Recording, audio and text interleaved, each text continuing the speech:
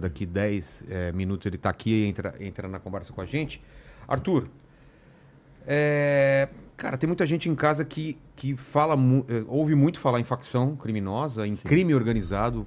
Por que esses termos? Crime organizado, facções, PCC, CV, são só esses, são mais outros. Esses caras dominam tudo, eles estão no Brasil inteiro, estão fora do Brasil. Dá uma geral, assim, para quem tá perdido. Sim. Eu vou falar. São essas facções e depois a gente vai para esse assunto dos Estados Unidos. Eu vou explicar em linhas gerais e depois eu vou passar para eles falarem mais. Hoje eu sou, como eu te falei, eu sou co-host. Tá bom. Eu vou fazer a apresentação. Bora. E eles vão tocar. Mas basicamente aqui no país a gente tem 1/4 da população vivendo sob a tutela do crime organizado. É muita coisa. Só que é muito mais do que isso, né? E é justamente isso que a gente tenta explicar, porque é o seguinte, o que acontece, né?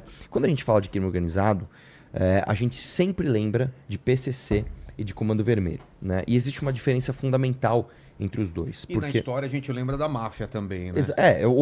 Tudo isso, né? Tudo isso são períodos humanos onde o crime ele vai se organizando de diferentes formas. Você pega o Al Capone, por exemplo, ele ficou gigantesco justamente com a lei seca vendendo bebida. Infiltrado no governo e tudo. E foi pego por conta de uma fraude no imposto de renda. Né? Então, o que acontece aqui no Brasil? Né? Hoje, vamos falar hoje, você tem basicamente dois tipos de dominação do crime organizado. Você tem o que a gente chama de dominação horizontal e de dominação vertical. Né? Quando a gente fala de dominação horizontal, a gente fala de dominação de territórios. É basicamente o que o Comando Vermelho faz. O Comando Vermelho faz uma coisa muito menos sofisticada e muito mais agressiva no sentido violento da coisa, que é uma dominação física de territórios, onde você tem tipo a venda... war mesmo. Exatamente. Esse território é meu, ninguém Exatamente. Não, e assim, quando eles determinam um território... O war que eu falo é do jogo, né? Todo mundo aqui jogou aquele joguinho do war. Tá. Quando você tem essa determinação de um território, o que acontece? Você tem, de fato, cobrança de mensalidade para que essas pessoas financiem barricadas para que a polícia não entre. Morador comum, você está falando. Morador comum. E ali você tem, claro, você tem também atividade criminosa de venda de entorpecentes, mas você tem diversas outras atividades derivadas da dominação de território, como, por exemplo, a venda de gás, a venda de internet. Falaram que até pão? A venda de pão, a venda de serviços, o pagamento de pedágio para transporte. Você vai entrar de Uber ali, você tem que pagar um pedágiozinho. Você vai entrar de moto para entregar um iFood, você tem que pagar um pedágiozinho. Né? Então, esse é um tipo de dominação. Ela é horizontal. Né? Quando, inclusive, eu uso uma camiseta, né, do Prendeu Matou, né, que foi uma frase dita pelo pré-candidato Renan Santos à presidência. Eu acho bem problemática essa frase, porque dá a impressão que, eu não sei qual é a explicação dela, mas que prendeu e lá dentro mata, dentro da prisão. Não é isso. Né? Então, na verdade, é uma redução do seguinte. O ladrão no Brasil, ele vai ter... O ladrão não. O criminoso organizado, principalmente, ele vai ter duas opções. Ou ele vai se render, ele vai ser preso, ele vai ficar muito tempo preso. Ou ele não vai se render e, como o delegado Hugo já houve de fazer, ele vai ter que... Ele está pedindo para ser neutralizado. Tá. Né? Esse tipo de lógica ele serve muito mais para esse tipo de dominação horizontal. Porque é uma dominação onde você tem o confronto com operações policiais que vão... eles vão recuperar fisicamente territórios dominados pelo crime organizado. Quando a gente fala de PCC...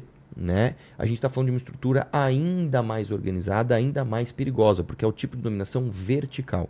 Então você tem um domínio de instituições. As operações do PCC elas são muito mais sofisticadas, elas são muito mais estruturadas e a ordem de grandeza, né, dos valores movimentados pelo PCC são absolutamente maiores. Então você está falando do quê? Você está falando de tráfico internacional de drogas de verdade, você está falando de pegar a droga da Bolívia e tirar daqui para levar para a Itália e para outros lugares do mundo. Você está falando de uma operação de lavagem de dinheiro da ordem dos bilhões de reais. Então você está falando sim de pegar fundos como a REAG, você está falando sim de você pegar a Copap, por exemplo, você está falando sim de você pegar operadoras de funk, como por exemplo a Love Funk, e fazer com que se glamorize esse tipo de atividade.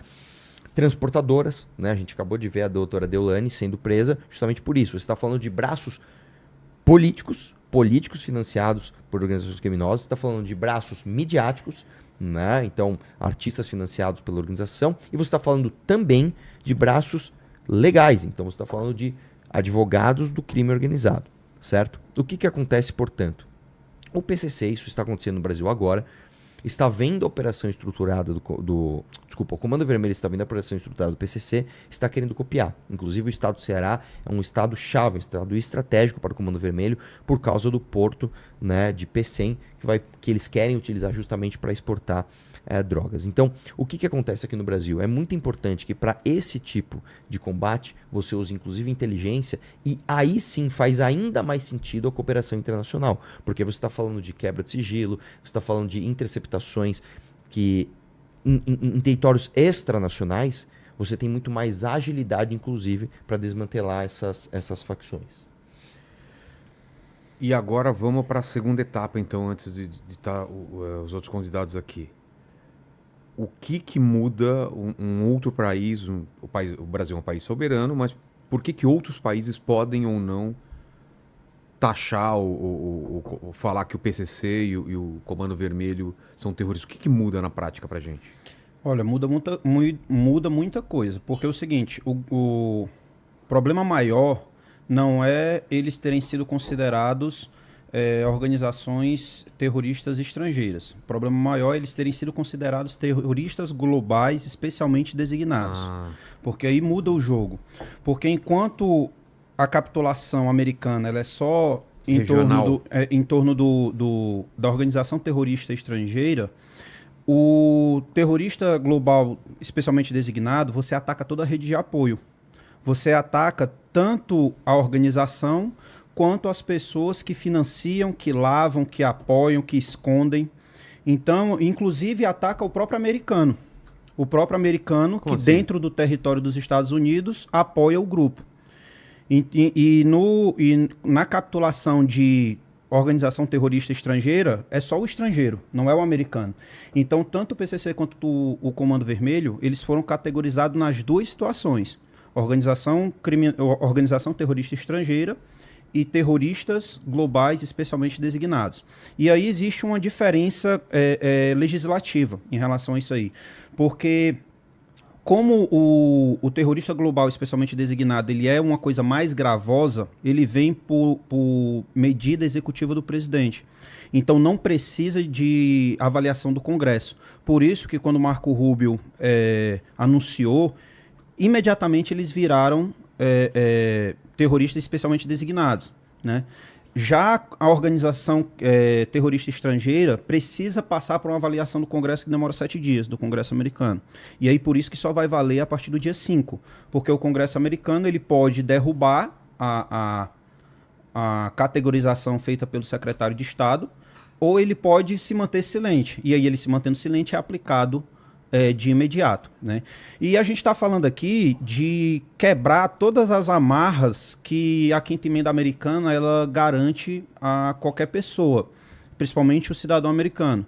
A gente está falando de os Estados Unidos não precisar mais de autorização nem judicial e nem externos de outros países para agir, inclusive para aplicar o que aqui no Brasil nós chamamos de métodos extraordinários de obtenção de prova.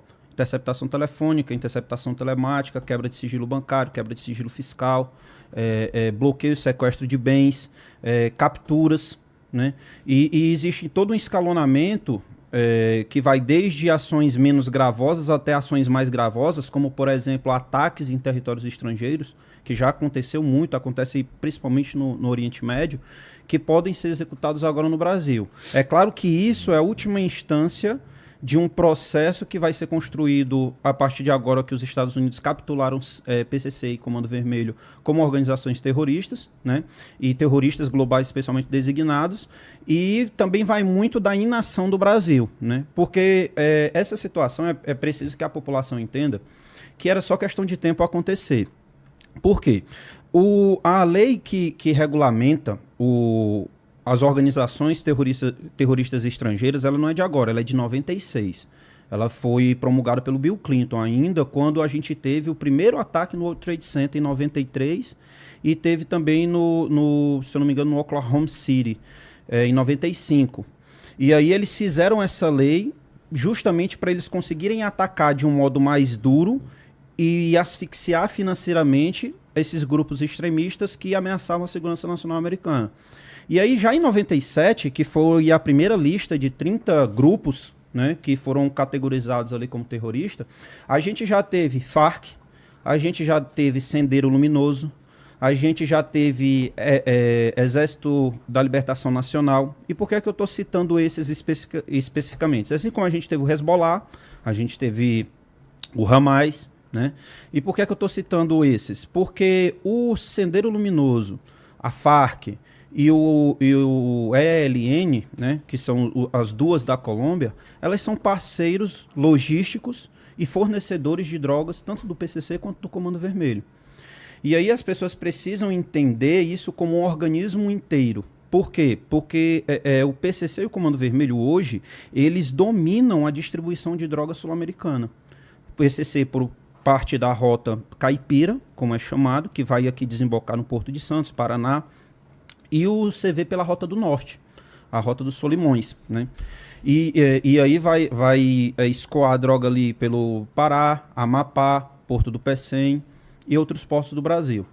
Então, o PCC e o Comando Vermelho, eles começaram a lotear toda a América do Sul.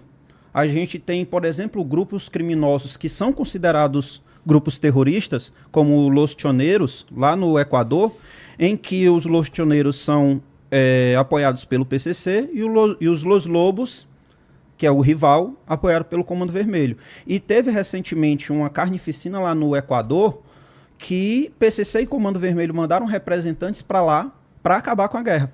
Por quê? Porque estava atrapalhando os negócios e o escoamento de droga pelo Pacífico. Então você vê que eles têm uma atuação regional aqui na América do Sul. Aí você vê o PCC parceiro comercial do cartel de Sinaloa, que também é considerado organização terrorista, e o Comando Vermelho, parceiro comercial do cartel de Jalisco, que é os inimigos do cartel de Sinaloa lá no México, que também é considerado grupo terrorista. Então você vê que todos os parceiros comerciais, tanto de um lado quanto de outro, eles já estavam categorizados pelos Estados Unidos como grupos terroristas, principalmente com a administração do Trump, né, que em 2025 expandiu para os cartéis de narcotraficantes essa nova categoria, né? Então era só questão de tempo. Era só questão de tempo isso acontecer, porque você não consegue imaginar Comando Vermelho e PCC atuando no tráfico de drogas sem esses grupos. Porque aqui no Brasil a gente não produz droga. Quase não produz. Um outro canto ali, ponto específico, mas para a grande produção internacional, aliás, a grande exportação internacional, o Brasil não produz. E aí a gente vê o Sendero Luminoso, que inclusive foi colocado em 97 como organização terrorista, foi uma das primeiras. O Sendero Luminoso é um dos maiores fornecedores de cocaína de alta pureza, tanto para o Comando Vermelho quanto para o PCC. Então, você vê que ali existe logística, existe lavagem de dinheiro, existe troca de armamento por droga, fortalecimento desses grupos criminosos, como o Comando Vermelho, ele fortalecia, né, as Farc com armas que trazia do Paraguai, e a Farc devolvia em cocaína para que o Comando Vermelho atuasse no mercado interno, que até pouco tempo era o grande mercado do Comando Vermelho, né? Enquanto o PCC ele expandia, né, para o mundo inteiro, o Comando Vermelho ele sempre atuou mais de modo interno. E de uns tempos para cá é que ele viu a lucratividade da operação que o Comando Vermelho, que o PCC estava fazendo dentro da América do Sul, e também estava perdendo espaço por conta disso, e ele começa a exportar também. E aí hoje a gente tem o PCC, por exemplo, como o principal fornecedor da máfia da Nangreta, que é a principal máfia italiana. A gente tem o Comando Vermelho exportando para a Europa e África. A gente tem o PCC através dos Los Choneros lá no Equador, traficando droga para Yakuza, no Japão. Caramba. Nova Zelândia, Austrália. Além de tudo, ainda as facções elas se conversam e criam Exatamente. Laços e trocam informações. Isso, né? e troca informações, troca armamento, troca dinheiro, troca valores. A gente tem um procedimento chamado de dólar cabo, que é um procedimento de lavagem de dinheiro muito utilizado, utilizado pelos grupos criminosos. Como é que eu explico aqui para a população entender? É o seguinte: eu sou de um grupo criminoso, o Arthur é de outro. E você é o cliente. Tá. E aí eu estou em um país e você quer comprar alguma coisa nesse país, no meu país, com dólar. Não é o meu país, é em outro Não, país. Tá. é em outro país. Então você compra de mim, né? Você compra isso de mim. E aí eu fico retendo o seu dinheiro por conta de um produto que você comprou. Lá na frente você vai precisar comprar do Arthur, Certo. esse mesmo produto. Só que, a depender do modo de fiscalização do país do Arthur, você vai ter que declarar esse valor que está sendo comprado. Então, o que é que acontece? Quando você vai comprar o bem lá, o Arthur pode fazer uma negociação direta comigo para que esse valor que está sendo comprado lá seja descontado meu e não dele.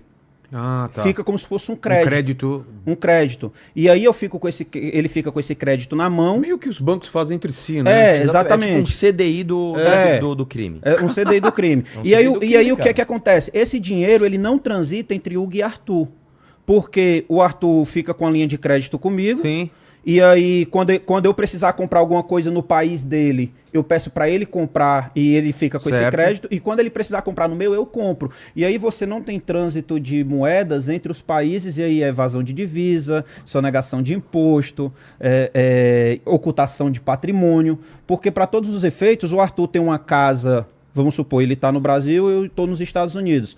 O Arthur tem uma casa nos Estados Unidos, mas essa casa não foi comprada por ele, ela foi comprada por mim, que sou americano e moro nos Estados Unidos. E eu quero ter uma casa no Brasil, mas eu não quero declarar essa casa. Então, o que é que eu faço? Arthur, lembra daquela casa lá que eu comprei para ti? Compra uma para mim aí no Brasil. Aí eu compro uma casa no Brasil, oculto esse patrimônio, porque na verdade a casa está no nome do Arthur, que é de lá. E aí os caras fazem isso com tráfico de drogas. Então os caras circulam dinheiro no planeta inteiro usando doleiros, e essa é a maior função do doleiro, conseguir fazer esse dólar cabo, porque os doleiros eles têm uma rede criminosa entre eles, né, em que eles fazem justamente essa troca, essa troca de valores. Então os grupos criminosos fazem muito isso, e hoje eles fazem isso também com criptomoedas, né? A gente tem também o PCC, por exemplo, com uma conexão muito grande com a Mara Salvatrucha, que é uma organização criminosa também considerada terrorista de El Salvador. E por que? O que é que tem a ver El Salvador com o Brasil? Por que o PCC faz essa conexão? Porque a gente sabe que El Salvador é um dos países mais criptoativos. O Bitcoin, por exemplo, ele é a moeda oficial de El Salvador. Lá existe uma facilidade e uma baixa fiscalização e tributação em cima das criptomoedas. Né, até por esse estímulo que é dado pelo país. Então, as organizações criminosas de El Salvador, até antes do advento do Bukele, elas utilizavam muito, tanto que a Mara Salvatrucha ela sai do Equador e vai para os outros países do lado, Guatemala e tudo, por conta da repressão que o Bukele fez. Elas utilizam criptomoedas justamente porque não passa pelo sistema financeiro. Então eles conseguem, principalmente pela aquela modalidade de 2P2, né, de transferência direta, ocultar esse patrimônio. Então, por isso que você vê que era inevitável o PCC e o Comando Vermelho serem colocados nessa categoria, porque só faltavam eles na América Latina. Você vê, por exemplo, o PCC, ele transformou a Bolívia numa fábrica. Ele conseguiu unificar todos os cartéis bolivianos, todos os criminosos da Bolívia, eles trabalham para o PCC. O PCC ele domina hoje o território boliviano, assim como domina quase que todo o território paraguaio. Aí você pode entender a Bolívia como a fábrica e o Paraguai como escritório. Onde, por exemplo, o Paraguai ele tem uma facilidade muito grande pela legislação do país de comprar arma de forma legal. É muito fácil você comprar um fuzil no Paraguai. E aí o que é que acontece? Por essa facilidade de compra de fuzil lá no Paraguai, eles desviam esse fuzil do Paraguai que vai parar nos morros do Rio de Janeiro. Porque um dos maiores clientes do PCC a nível internacional, principalmente de arma, é o Comando Vermelho. Olha só. Pô. E eles vivem brigando, né? Mas eles brigam em certas regiões e mantêm tratados de cessar-fogo por conta de um comércio que precisa existir em outras regiões. O Paraguai é um exemplo muito disso, né? Porque o Paraguai ele foi o país que gerou o estopim da guerra entre CV e Comando Vermelho. Por quê? Por conta da morte do Farrá, que era o mega traficante do Paraguai que tinha ligações estreitas com o Comando Vermelho. E aí o Comando Vermelho, ele tinha uma atuação muito forte no Paraguai. Aí o PCC vai, mata o cara, que era, vamos dizer assim, o Pablo Escobar do Paraguai, toma todo o território do Paraguai e começa a operacionalizar o Paraguai para fins de tráfico de droga internacional. Aí o CV viu aquilo ali uma afronta. Eles já vinham brigando por conta dos estados do norte, quando o CV se juntou com a família do norte, que era inimiga declarada do PCC, e o Paraguai foi o estopim. Aí nesse momento eles deixam de ter paz, né, vamos dizer assim, entre eles, e começam a guerrear, que foram aqueles episódios que eu acho que todo mundo lembra, daquelas mortes, de dezenas de mortes que aconteciam dentro de presídios, uma facção matando a outra, que estourou em Roraima, depois estourou no Amazonas, depois estourou lá no Rio Grande do Norte, essas mortes de uma facção matando a outra por vingança, por conta dessa guerra que foi declarada, se não me engano, no ano de 2016, quando o Farrah morre lá no Paraguai, né? Então, essa é a conjuntura das organizações criminosas, agora categorizadas como organizações terroristas, na América Latina, né? Na América Central, do Sul e parte da América do Norte. Se você gostou do vídeo, inscreva-se no canal e não esqueça de deixar o seu like.